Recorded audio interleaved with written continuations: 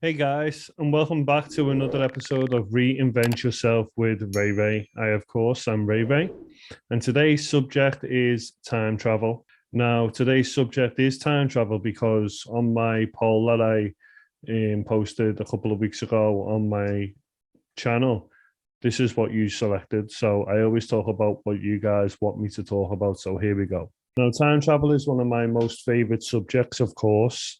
And if you've watched some of the previous videos that I've made in this series, then you should have a good understanding of why, because I like to talk about how, consciousness really is non-local, non-linear, and that all realities, all things actually exist right now.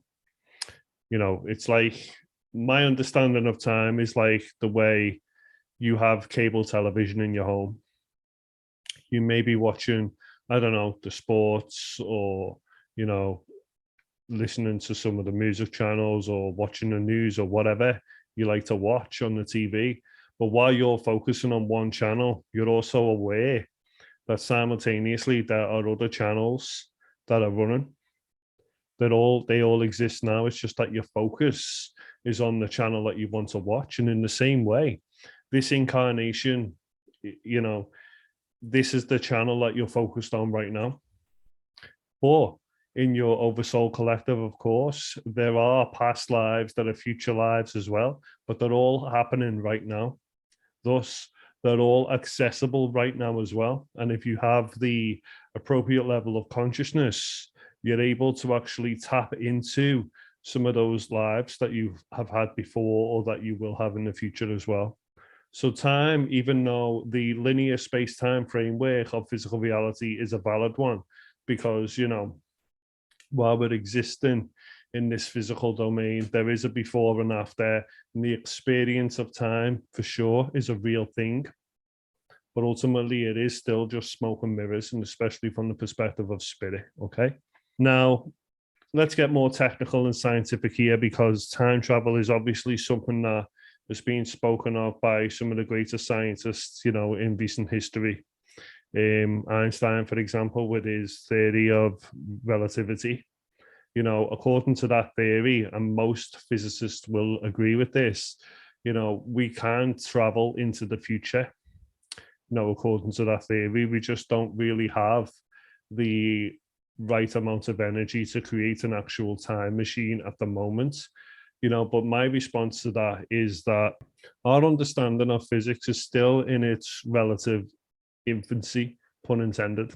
It was only a few hundred years ago that a guy sitting under a tree called Isaac Newton, realized that when an apple falls from a tree, it hits the ground, and oh, we've discovered the law of gravity. How long did it take for us to figure that out? Oh, things are, magnetically attracted to the earth. Wow. What is keeping us, away from the sun, for example? What is keeping us in orbit with the sun? Why don't we just fly into it? These things have only just been discovered recently. So our understanding of physics is really still pretty primitive, to be honest. And a lot of scientists, their science has become a bit of a religion for them, to be honest. Now, I'm not negating the amazing discoveries and realizations that society has helped our society have, of course. I'm all for that. But you've got to put it in its place, and our understanding of physics, our understanding of the universe and science as a whole is constantly shedding its skin and being reborn anew. So it's important for us just to recognize that some of the things that we hold true today, we may not hold true in the coming decades. However, there's one thing I'd like to challenge when it comes to Einstein's theory and some of the claims of some of these physicists, okay? Now, I'm not a physicist, first and foremost. I'm more of a metaphysician or whatever you want to call it. And some of you may laugh at that, and that's fine too. We're all just sharing our perspectives and our experiences. We all want the same thing ultimately, which is to come to a deeper understanding of the true structure and nature of the universe. However, some of these scientists claim that it's impossible to go back in time. According to Einstein's theory of relativity. My response to that is maybe the theory is incomplete. Hear me out, okay? So imagine yourself as a little child, okay? Because here I want to illustrate how going backwards is still going forwards in time, okay? So this is a really important thing to understand. Now, I need you to listen to me carefully here. So imagine yourself when you were a child, maybe 5, 6 years old. You know that your childhood has already happened. It's in the past from this perspective, yeah? You know what happened. Now, let's just imagine tomorrow time travel was discovered and you bought a time machine, right? You just bought a time machine and you thought, I know, I'm going to go back in time and visit my childlike self. I'm going to visit my 7-year-old self. So you jump in the time machine and you do just that. You travel back in time and you go, and meet your 7-year-old self and you have a good time with them. You shake their hand, you talk to them, you tell them not to be afraid of certain things in the future, blah, blah, blah. However, from a linear perspective, that is still going forward because you as a child without the future self coming back in time, okay, without the future self coming back in time to talk to them has already happened. That reality will always be that reality because it's happened that way. When you have a time machine and you go back in time to meet your younger self, you're actually creating a parallel reality. Okay, it's a parallel reality. It's another version of that past where you as an adult have come back to meet your past self. So then can you see how it's still forward in time? Because the subsequent frames, from you being a child without a time machine and then growing up and then finding a time machine and then going back to when you were a child and meeting your younger self in that time machine is still, all 3 frames, they all still exist now.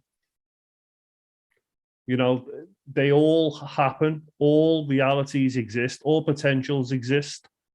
Thus, going backwards in time is still going forwards because you can never walk through the same river twice. What has happened always will be what has happened. But when you want to try and alter the past, so to speak, you're never altering the timeline that you're on. You're always creating a new timeline and jumping to a new parallel reality to interact with different versions of yourself and so on.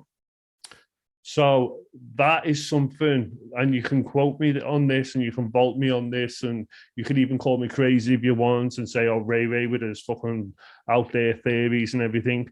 But I just guarantee you that this is something that our physicists will come to understand within the next 50 to 100 years. Obviously, I probably won't be here, but maybe, they'll come back in time at some point and do it. And this is another thing I want to challenge. Stephen Hawking, great scientist. I love his contribution to our society. I've got a lot of time for him. Obviously, I'm British, just like him. But one quote of his really does my head in. And he says this: if time travel is ever going to be a possibility, I'm paraphrasing here, I might be a little incorrect, but he said something along these lines. He said, if time travel is true, then why aren't visitors from the future coming back to tell us? And that is a great point that he makes. That is a fucking amazing question, and that is a question that only brilliant minds like him could even conceive of. However, I do believe we are getting those time travelers. I think they are coming. And I think a lot of the UFOs and, UAPs and a lot of the unidentified aerial objects in our sky, that we just don't know what they are. I sincerely believe a lot of those are future human beings who are coming back in time. I sincerely believe that. But again, we go back into, the whole debate of, well, is it really aliens or whatever?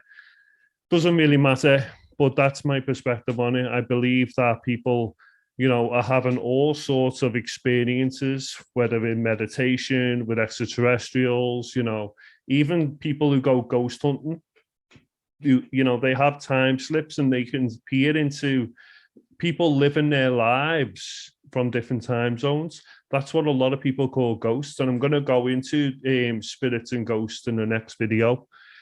How a lot of people are misinterpreting what they perceive as ghosts as just parallel realities being played out, because all things exist simultaneously. All things exist right here. My favorite movie is Back to the Future, and even in Back to the Future, I think it's Back to the Future 2, where he buys the sports almanac and he wants to change his reality. And Biff gets it, obviously, and changes his reality instead. But even in that movie, you can see when the doc's got the chalkboard and he's explaining that it's always a parallel reality that's created whenever you want to make changes in the past. It always is, because the past always exists as it has done. So your childhood, the childhood that you experienced, where you didn't, meet a time traveler from the future or the future self or whatever, that experience, that whole timeline exists as it is, and it always will. But whenever you want to go back, it's always a split off reality, a parallel reality. So you can see how time travel also is, connected to ideas such as the Mandela effect, even synchronicity as well. Synchronicity, the definition of the word is a coincidence in time, but there are no coincidences in my opinion. But will we be able to actually time travel in the future? I mean, I honestly think it's already happening, because if all things already exist now, then of course it's happening, like my response to Stephen Hawking's question then. It has to be, because how do you explain these ships that are just appearing out of nowhere and then just blinking out of nowhere? Space is just too damn vast and too damn big for, a civilization to be able to move from one star system to another. I know I said a lot of the a lot of the ships are human beings. I do believe that, from parallel future realities, but also some of them are extraterrestrial as well. And I've actually had contact with those beings as well. So I'm not talking out of my ass. It's not a theory. My experiences validates everything that I'm saying here. But space is just too damn big for a craft to be able to, maneuver from point A to point B, no matter how fast it's going. At the speed of light, which is 186,000 miles per second, it would take us roughly 2 million years to reach the closest, major galaxy to us, which is the Andromeda Galaxy. And that's at the speed of light, 2 million years. Obviously, the only way to get to different star systems is through wormholes, and it is obviously through bending the fabric of space and time itself. And a lot of these extraterrestrials are actually using consciousness in, technologies that interface with their consciousness, which they understand is non-local, is non-linear, which helps them arrive to wherever they want to go in the universe instantaneously. And that's why, there's so much footage of these ships just, appearing out of nowhere and then just disappearing, because they go into that subtle astral realm to tunnel through various timelines, etc. I think the more and more our society is awakening to who, collectively who we truly are, the more the frequency of the planet is ascending, etc., then the more and more slippery our perception of time is becoming. We're becoming more aware of the fact that there are parallel realities, that there are subtle changes in the different realities that we experience. That's why the Mandela effect, for example, has rose to prominence in the last couple of decades, because people are noticing more and more and more that they keep on shifting from one parallel reality to another, and each reality is slightly different to the other, and people are noticing those changes as well. So, my viewers, let me ask you, do you believe we're going to time travel in the future? What do you think about some of the points that I made? I'd love to hear your thoughts. Even if you totally disagree with me, I'm fine with that. I can take it. I'm thick-skinned. Oh yeah, one thing I want to say before I end this, actually, one other point I want to make is dreams. Dreams are really interesting as well. You know, in my opinion, dreams, some dreams, lucid dreams especially, are parallel realities as well, parallel versions of ourselves. You know, lately I've been having so many dreams when I'm consciously slowing down time itself and consciously shifting to different parallel realities within those dreams as well. And I'm also noticing how some of my dreams are connected to other dreams that I've had in the past.